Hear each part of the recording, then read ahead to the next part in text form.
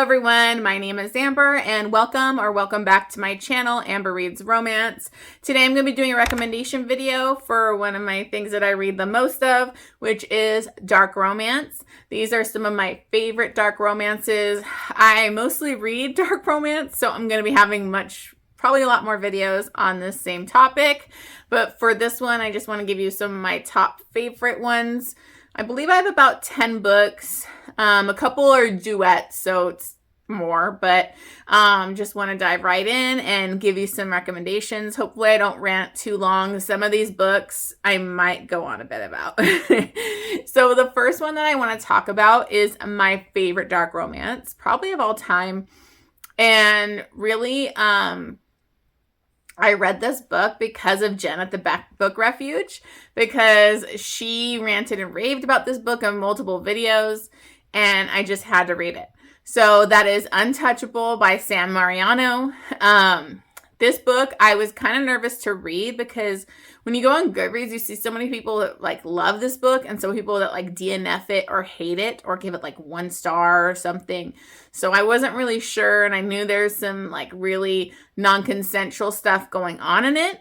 But Jen at the Book Refuge did quite a few videos about this, and I trusted her, read it, and I love this book. This book started everything for me with Sam Mariano. I became such a Sam Mariano stan. I love her. I love reading her books. Even books that don't work for me are still I'm still going to read Sam Mariano when she comes out with a new release. So, Untouchable. This is between Carter Mahoney and Zoe. So, what's funny is I don't usually remember characters' names. I usually have to note it and then look so I can give you the actual characters' names. But I will never forget Carter. Carter Mahoney is top man in a book. I guess you can't really say hero because he's kind of villainous, a bad boy, psychopath. But I love him. So in this book, it's a high school bully romance, but it's so much more than that. It's a lot more psychological and diving into the psychopathic tendencies and kind of dealing with somebody like that. And I'll just tell you, please get past the first few chapters because the first few chapters throw you right in, and it's non-consent, it's assault, and you'll read it and want to DNF it. But once you get past those chapters, it becomes so much more, and it's such an amazing read. I couldn't put it down. It's one of the best books I've ever read that's dark. So you have Carter Mahoney, who is this high school quarterback, kind of owns the town. His family's super powerful. He's untouchable, basically, obviously. And then you have Zoe. And Zoe actually just got kind of groped, felt up by another football player when she said no, and she was not cool with it. And she actually went and reported him, which is good on her. Go report these assholes that think they can do that shit to you. But he got kicked off the football team his senior year, and this is a big football town. And so everybody hates her. They're bullying her. They're treating her like crap. And she's just taking it because she believes in what she did was right. And what ends up happening is she gets cornered in a classroom with that guy. I think his name is Jake. Yeah, Jake, another football player on the team, and then Carter. And basically, Jake is kind of assaulting her again, basically, because he's if I'm not going to be on the football team, and they're harassing her, and she is fighting back. She's calling him out on his bullshit. She's not taking anything. And Carter sees that, and he's very intrigued and zeroes in on her and is okay, well, you can either suck my dick or I'm going to rape you. I know. It's horrible. This is who we're dealing with. And she basically knows she's cornered. She's not going to get out of the situation. So she does what she has to do. And she gets face fucked by Carter. And she's still giving it to him kind of, and not bowing down and not being a victim to him during this whole scene. And he's fascinated with her. So she stays homesick the next day because what a traumatic experience she went through. And then Carter shows up to her house with soup and woos her mom, and he's so charismatic, and she tries to like get him out of the house and takes him out to his car, and he asks her out on a date. I mean, this guy is insane. So I know from what that sounds, it sounds like no freaking way am I reading that kind of book.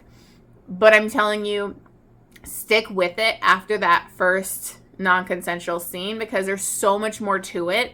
I mean, Carter has psychopathic tendencies, and he's manipulative. He's gonna do whatever he wants to do to get what he wants.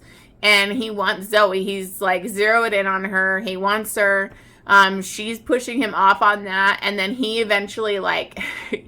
He's at a party and her best friend is there, and he basically tells her, if you don't get here, I'm going to rape your friend. I'm going to assault your friend. So he manipulates her. She goes there, and then she kind of gets in this relationship with him. And she's very curious about the way he thinks. They have lots of conversations. They're very like honest. She's trying to understand what makes him tick and like why he does the things he does. And she also like, what makes it amazing is she fights him, but then they also do consensual non-consent, which he likes, and she's learning how to like curb his fantasies to like where she can deal with it. And that's part of the fascinating thing, is she's researching about his issues and trying to figure out how to work with him, but like learning like, hey, can I take this on? Can I be able to be with him and manage him so that when he grows up, he doesn't hurt somebody else or rape somebody else? Or so it's this crazy dynamic, and it's effed up, but like Carter is so smart and brilliant and like crazy, and he's hot, like he's sexy. I know it's crazy. It's one of the most effed up books, but I loved it. It's like a 6-star read to me. I want to reread it soon because it's just one of my favorites. Please, if you haven't read it yet, give it a shot. It's so amazing. And this made me fall in love with Sam Mariano and have to read more of her books. Sorry, bear with me. My allergies are crazy right now. So I may be sniffling in this video because the weather changing out in San Diego right now has been messing with like my allergies all week. So I apologize for that. Okay. So back to my dark romances. So the next one I have is a duet. And honestly, I can't say much about it, which I know is annoying for like a rec video. But this is The Devil and the Devil's Advocate by Ashley Jade. And this is one of the most effed up duets I've ever read. Most effed up storyline. When people say like, you need to go in blind, I always am like, oh, whatever. No, let me look up somebody else to read the review. But you have to in this series because it takes you places you never thought it was going to go. It like messes with your mind, the twists and turns, like who you think is going to be together or who the hero of the story is not the hero. It's just insane. And you may not like these characters in this first book, but like stick with it because it's a ride. Like it's a crazy read. So you have Eden, Cain, and Damien. And in the first book, so Eden is actually Cain's stepdaughter. She's been like kind of in love with him and wants to be with him for a while. And he's actually in politics. And then you have Damien, who's like somebody from his past that's like an enemy. And he's coming back for Cain, basically. And so most of the first book, The Devil, is actually going back to their past and what happened between Damien and Cain. And it is crazy. Like, the shit that happens in this book is, like, shocking. And then the next book goes more into the current timeline and, like, how they're all interwoven and what's going on. This is not a poly thing, so don't go in thinking it's going to be a poly thing. It's just, I can't even explain it. I'm sorry I can't explain more, but this duet was insane. I couldn't guess what was going to happen, and I love that it wasn't like so predictable like a lot of books are. So I just have to mention it because it's a wild ride. Okay, so the next book is a lot more emotional dark romance, and that is Still Beating by Jennifer Hartman. This is one of my favorite books that I've ever read. It is so emotional. It's so dark. It's so tragic. It's beautiful. And it's between Dean and Cora, and Dean is actually Cora's sister's boyfriend. So they've kind of had a contentious relationship. They never get along. I think it's more on her side than Dean's side. I think he actually really liked her most of the time and kind of just ended up with her sister. Him and his sister have been together for years, but they're still not even engaged or anything. So I always felt like that was kind of like showed he wasn't as into her as, you know, he should have been. And then what happens is they're out for like her sister's birthday and they decide to go home. She still wants to stay. Something happens like with her purse. She can't find it. And she has this kind of weird interaction early in the night with this guy. And then since she can't find her purse, she has to like call Dean. He was like the only one that answered and to get a ride home. So he comes to pick her up, and on their way home, they get pulled over. They think it's a cop. It's not. It's a serial killer, and he takes them captive. So what happens in the beginning of this book is so dark. A lot of trigger warnings, a lot of rape, and just horrible trauma that these two go through together. This serial killer actually takes people that he thinks are in relationships. So he thought they were like, not in a relationship, I'm sorry. He takes people that aren't together and he wants them to like, he makes them fall in love with each other during this experience and then kills them. So he takes them, and because when he saw them at the club, he was like, no, it's not my girlfriend kind of thing. And it kind of made him zero in on them. And he rapes her multiple times and then forces Dean to rape her. And Dean and her go through so much and share this trauma. They get away, and it's the aftermath of this, because that's only the beginning part of this book. Now it's the aftermath of being a survivor, going through this trauma together, kind of having this shared trauma, and how like nobody else can understand what they went through, and how it built like this major bond between them. And he's still with her sister, so it's like kind of taboo, but it also deals with like that, you know, she's too dependent on him. Like if they're dependent on each other, that codependency can't be healthy either. And so therapy is really brought up in this book, which I liked. And just their romance is so beautiful and tragic, and it's just, it breaks your heart. So this was one of my favorite books of reading of 2022. It's so good. It's an amazing, amazing book. Okay, and then I have another darker romance again, which is It Ain't Me Babe by Tillie Cole. I've talked about this in multiple videos recently, so sorry I'm bringing it up again. But this is a cult and a MC motorcycle club romance. And basically you have Styx and May, Salome, and she was part of a cult. They ran into each other when they were kids. He was out like with his dad. Well, his dad was the president of the MC, and he was like burying bodies out in the middle of nowhere. And he sees her in like this big gated like community, like crying. They have this like instant connection, and he can't really talk. He has a big stutter, so they don't really talk through this moment, but he always wanted to find her again. But his dad would never tell him where that was. And so years later, she's being set to like marry like the, you know, cult leader, and she escapes. She gets wounded when she's trying to escape, and so she's bleeding out kind of thing, and gets dropped off in front of the MC, and they end up saving her. And he recognizes her immediately, and they just have this instant connection. He can't really talk well, but he talks with her. And they just have such a beautiful connection. There's, you know, this MC is interesting. I like the relationship builds with this other MC guy that he kind of tries to push her onto him so he's not with her. But of course he can't stay away from her. And it's just a beautiful romance. I haven't continued the series. I need to get back into it. But it's going to be with other girls that are saved from this cult and, you know, these MC guys. So this one does have a lot of trigger warnings for child abuse, rape, torture, cult, stuff about cult, which is dark and disgusting, violence, and then there's severe trauma. So love this book.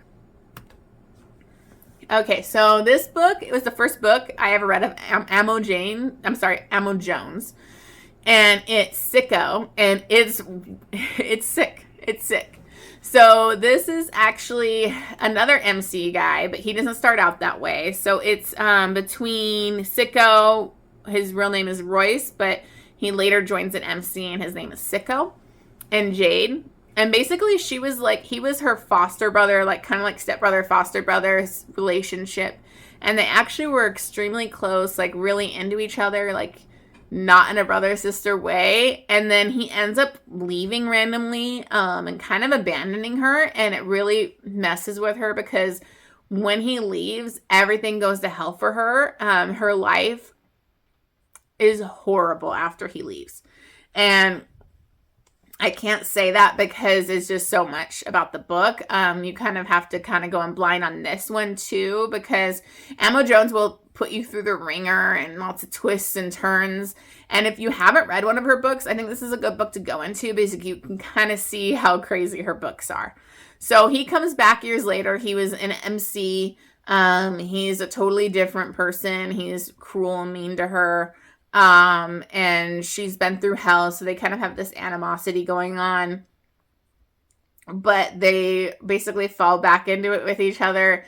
There is dark subject matter in this. There's human trafficking, rape, abuse, a lot of dark stuff. So check your trigger warnings and know that going in, because it's gonna like mind F you. It's a mind fuck, like this book is.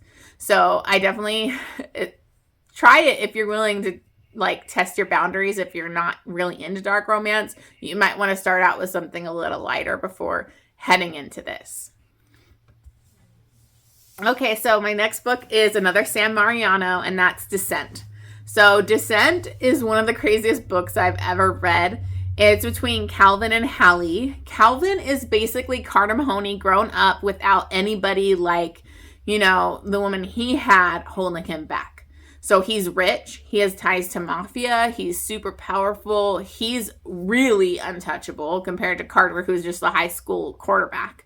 This guy has no limits. He'll do whatever the hell he wants to do to get what he wants, and he wants Hallie. So Hallie was actually dating one of his employees, and he saw her at a party one time and became kind of obsessed with her, and he wanted her.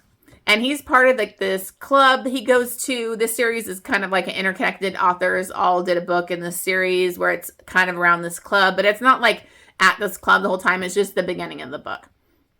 So in the beginning of this book, he's at this club and he tricks her to coming to it using her ex-boyfriend, saying he's like in trouble. Can you come?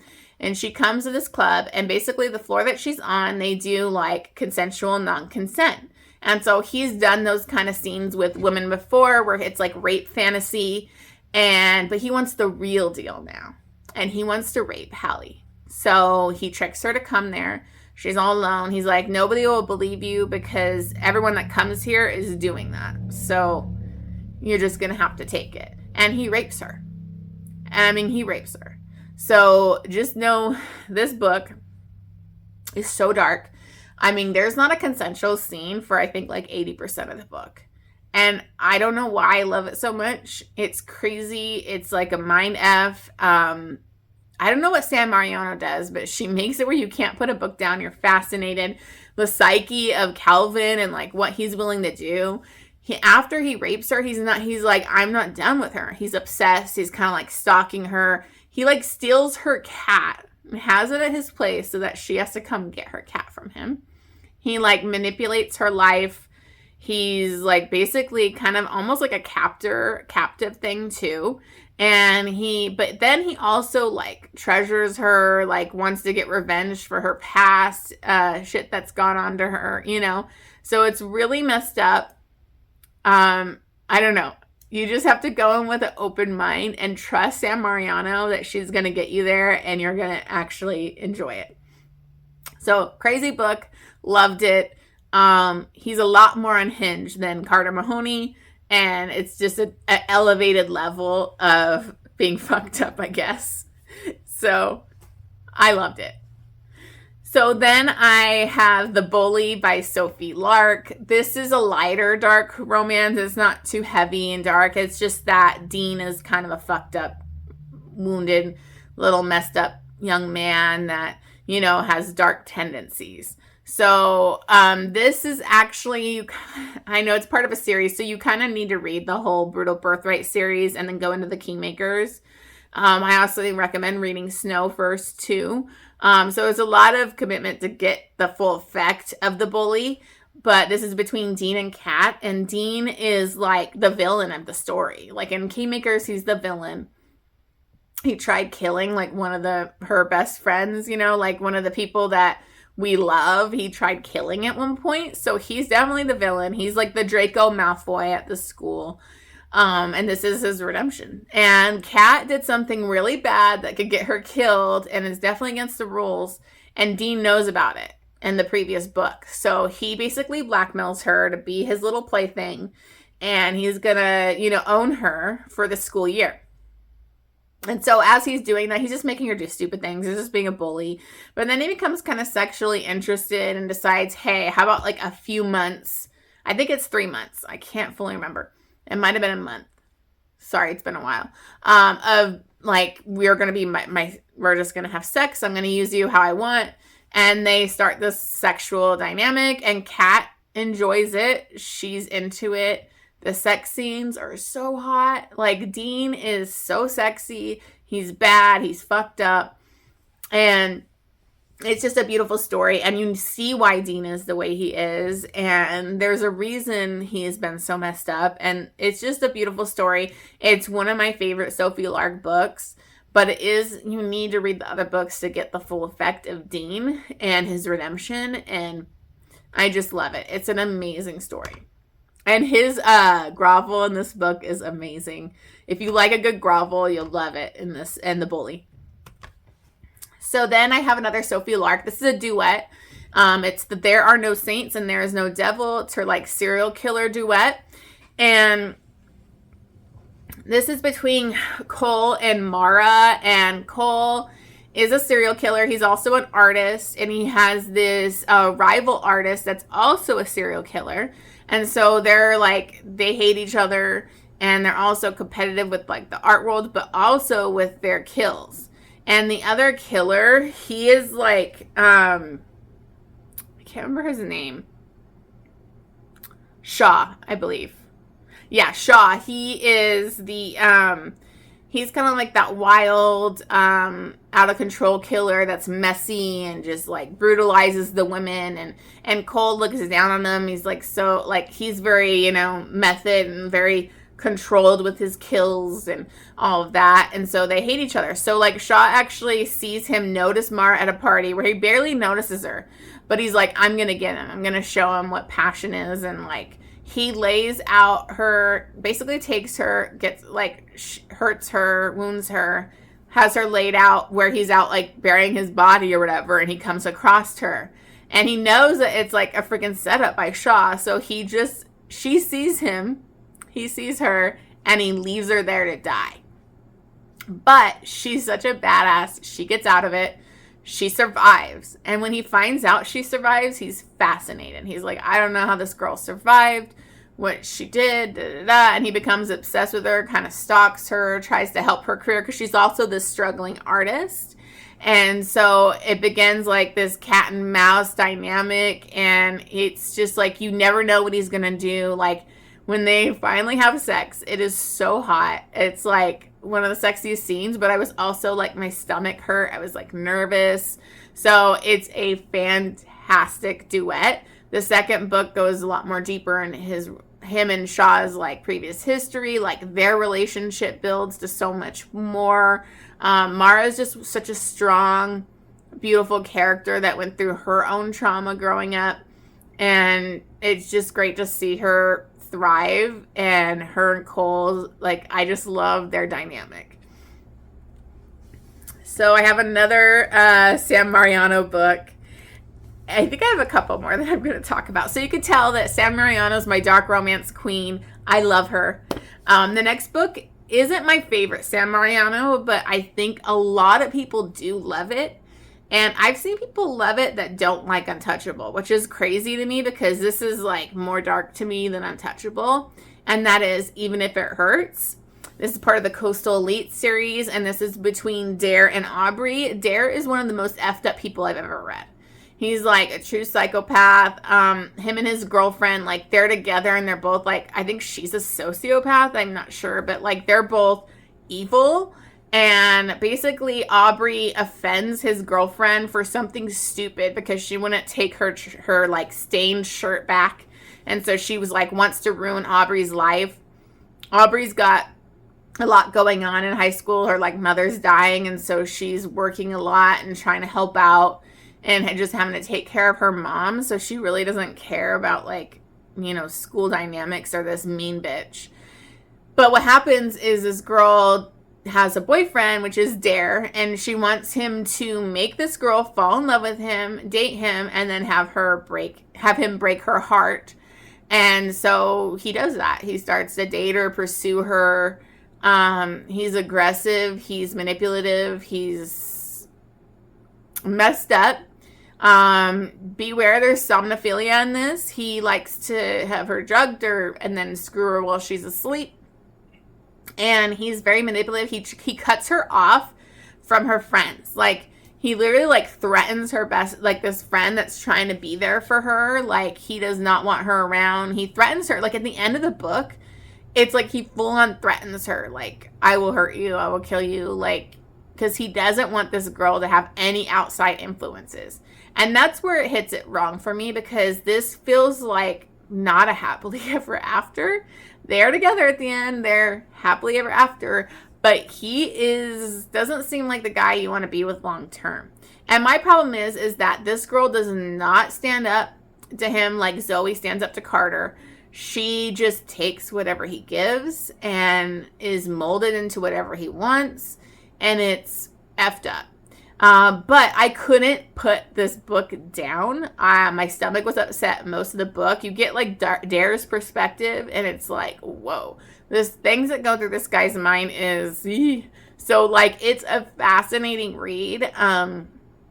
Flew through this book. And the third act, like all the conflict that was happening at the end made me so nervous, and I was just like, what's this guy gonna do? You never know. So it's the way Sam Mariano can do. She makes you invested. Even though I wasn't fully supportive of Dare, I found this book fascinating, and I would definitely give it a shot, because a lot of people that didn't like Untouchable liked this book.